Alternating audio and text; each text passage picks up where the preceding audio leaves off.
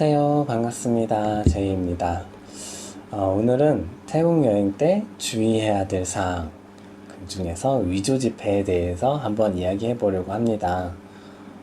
저도 이제 검색을 통해서 이 위조 지폐에 대한 사고가 있다, 뭐 이런 이야기를 들었는데, 저도 검색해 본 결과 태국 내에서는 여행객을 상대로 위조 지폐에 대한 관련된 뉴스는 없었습니다.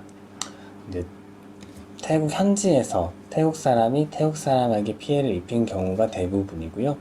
예외의 경우도 있긴 했습니다. 그 부분은 이제 제가 좀 이따 소개해 드릴 거고요.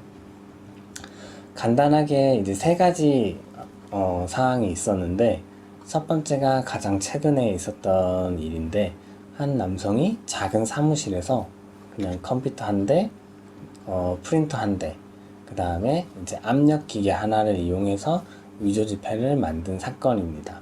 한 30만 바트 정도 위조를 했고요. 30만 바트면은 하나로 한 1200만 원 정도 됩니다. 이거를 사용하다가 이제 추적이 돼서 현재 체포가 된 상황이고요. 또 다른 경우는 치앙마이에서 있었던 일입니다.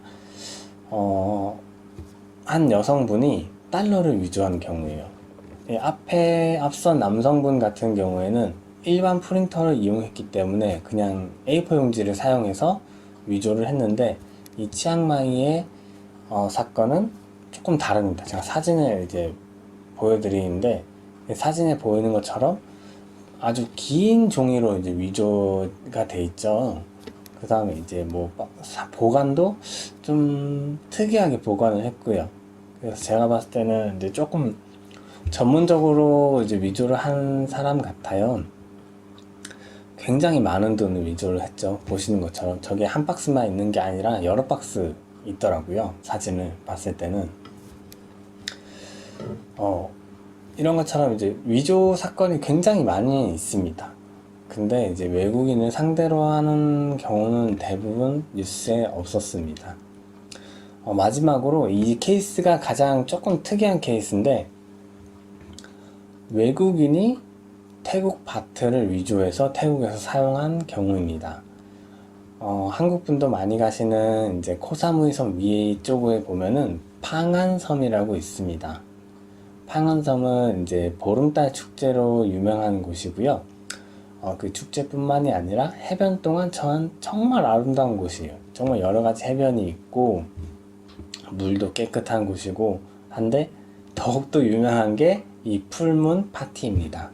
그래서 젊은 층들이 정말 많이 가는 곳이고, 서양에서 더 유명한 곳이에요. 한국 분들은 코사무이 쪽으로 관광을 많이 가고, 이제 서양 쪽에서는 이 파안섬으로 더 여행을 많이 갑니다. 그래서인지 이 영국 사람 4명이 한 8만 바트를 위조를 해서, 8만 바트면은 한 320만 원 정도인데 위조를 해서 그 섬 안에서 사용을 했습니다.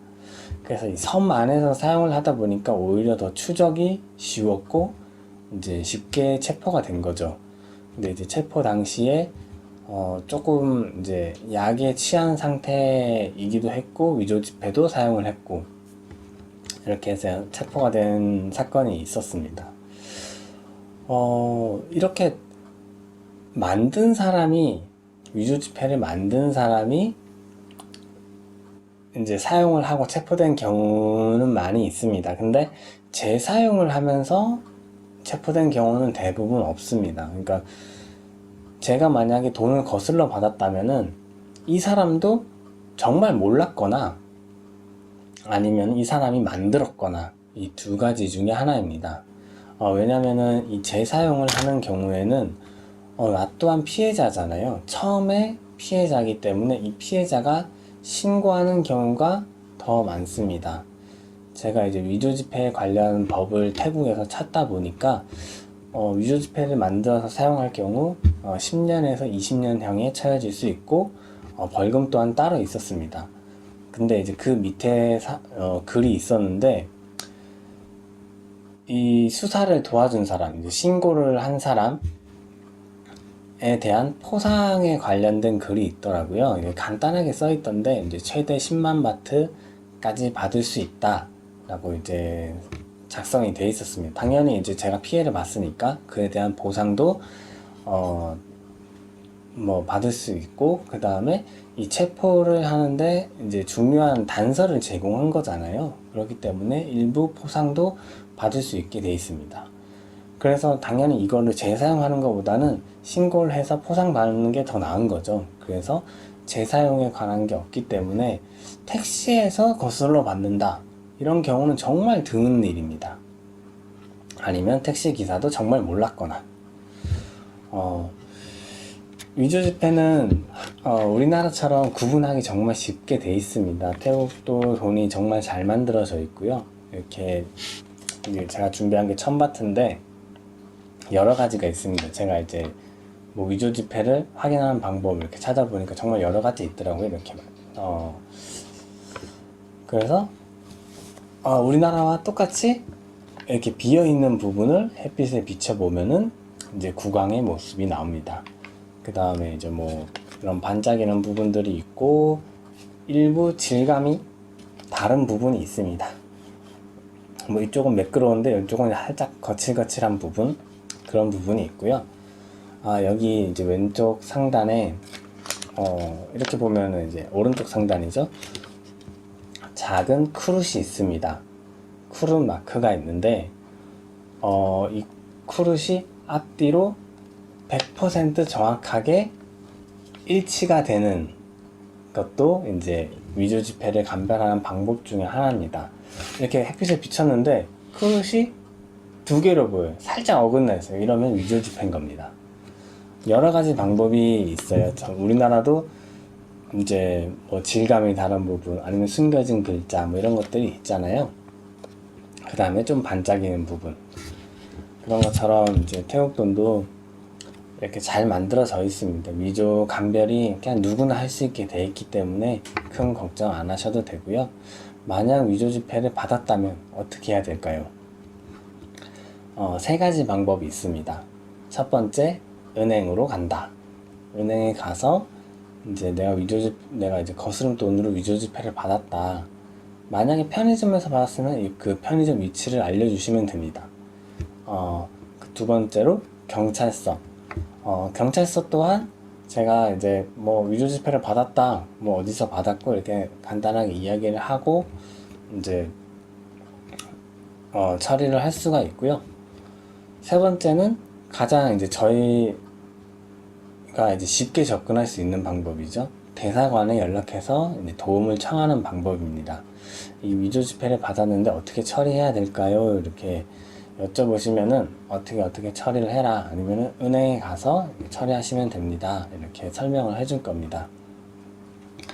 마지막으로 위조 지폐에 관한 건 아니고요. 혹시 여행 중에 돈이 손실됐을 경우에 어떻게 해야 될까요?